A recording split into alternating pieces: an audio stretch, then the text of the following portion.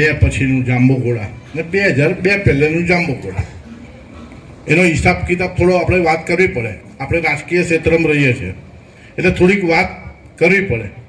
ત્યારે આપણા 2002માં પ્રથમ ધારાસભ્ય આપણા દાદા અહીંયા હાલોલ વિધાનસભાનું પ્રતિનિધિત્વ કરતા થયા અને દાદા જ્યારે આપણે જંગી બહુમતીથી 2002માં ચૂંટાયા. ત્યાર પછી જાંબુઘોડા તાલુકાની જે કાયાપલટ તમે જુઓ, આખો બધો વડીલો બધા બેઠા છે. કદાચ પેલા યુવાનો 20-25 વર્ષનો, મારો છોકરો 20 વર્ષનો 22 વર્ષનો થયો છે, 25 વર્ષનો મારો છોકરો છે, એને નહીં ખબર હોય કે 2002 પહેલાંનું, કારણ કે એનો જન્મ 2000ની સાલમાં થયો એટલે એને કદાચ 2 વર્ષનો હશે દાદા ધારાસભ્ય બન્યા હશે. એટલે એને અગાઉના ધારાસભ્ય કે અગાઉની સરકાર, કોંગ્રેસની સરકાર અને મોદી સાહેબ આપણી ભારતીય જનતા પાર્ટીની કમળના ફૂલવાળી સરકાર અને દાદા ધારાસભ્ય આપણા બન્યા. ત્યાર પછીનો જે વિકાસ થયો એટલે અગાઉનો વિકાસ એને જોયો નહોતો કે કેવું જાંબુઘોડા હતું અને આજે કેવું જાંબુઘોડા છે. તમે કોઈ પણ ગામની વાત કરો જાંબુઘોડા તાલુકાની, અહીં વડીલો બધા બહુ બેઠા છે. આપણે પોયલીનો રસ્તો હોય, કોઈવાવનો રસ્તો હોય, દુરકાશનો રસ્તો હોય, મલબારનો રસ્તો હોય, ભુરિયાકુવાનો રસ્તો હોય, આ રસ્તા આપણા રાઠવા સમાજના આદિવાસી સંગમ હોય. હવે અમે વચ્ચે જ ગયેલા, રણજીતપુરા ગયા, પોયલી ગયા, 20 હેન્ડપંપનું લિસ્ટ આવી ગયું. પાર્ટીએ મોકલેલા પેલું ઘર ઘર સંપર્ક અભિયાન, એટલે અમે પોયલી પસંદ કરેલું એટલે ગયા થઈ 20 હેન્ડપંપનું લિસ્ટ. અને સબુરભાઈને નેતરભાઈને પૂછેલું કેટલા હેન્ડપંપો છે. સબુર કાકા કે 60-70 હેન્ડપંપ તો થઈ ગયેલા છે અમારે, પણ હજુ જોઈશે બીજા.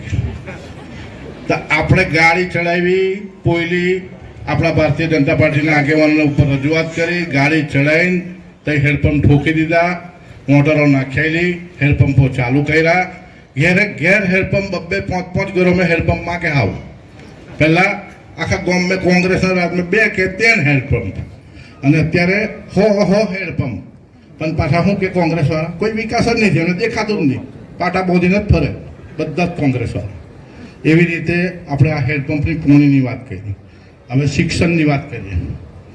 શિક્ષણ આપણે જાંબુઘોડા તાલુકામાં બાજુમાં આપણી ડિસ્ટોલી કે શું કે ડિસ્ટોલી હાઈસ્કૂલ, મહારાણા સાહેબે એ જમાનામાં હાઈસ્કૂલ બનાવેલી, ધી સેકન્ડરી હાઈસ્કૂલ અહીંયા ગાડી 10મા ધોરણ લગીની હાઈસ્કૂલ. મેં હું બનતો હતો અહીંયા બાજુમાં એ હાઈસ્કૂલ હતી જાંબુઘોડા તાલુકામાં. બરાબર ને વાત બધી? કંઈ ખોટું નહીં હોય તો કહેજો પાછા. અને એ હાઈસ્કૂલ પછી કશું આપણે બનવા માટે 11માં જવું હોય તો પોડેલી, કોઈ વસ્તુ નહીં. પછી આપણા કોલેજ કરવી હોય તો સીધું બોડેલી આર્ટ્સ કોલેજ કરવી હોય તો, જો સાયન્સ લેવું હોય તો છોટાઉદેપુર, ડભોઈ ને ગોધરા, વડોદરા. થઈ વગર સાયન્સ બાયન્સ થાય નહીં. 10મા પછી જ હાઈસ્કૂલની પછી કોલેજની વાત જ કહી. આપણા દાદા મંત્રી બને, તમને એમ લાગે અહીંયા ઘડીએ ઘડીએ કેમ વાત કરે, પણ કરવી પડે, ભૂલી જાય બધા.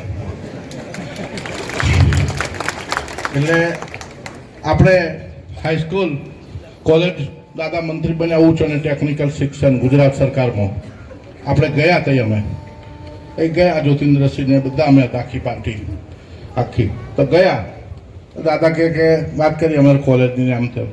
દાદા કે બેહો થોડી વાર, કે તમારો ઓર્ડર લઈને જ જવાનું હોય છે. કે હાથો હાથ ઓર્ડર આપ્યો અમને કોલેજનો.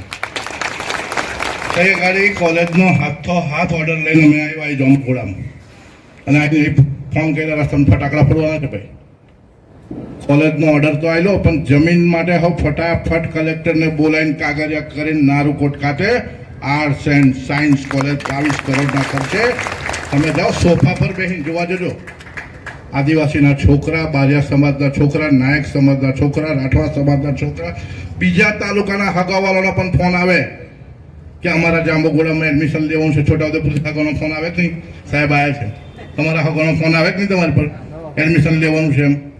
એટલે આપણી બોલબાલા થઈ.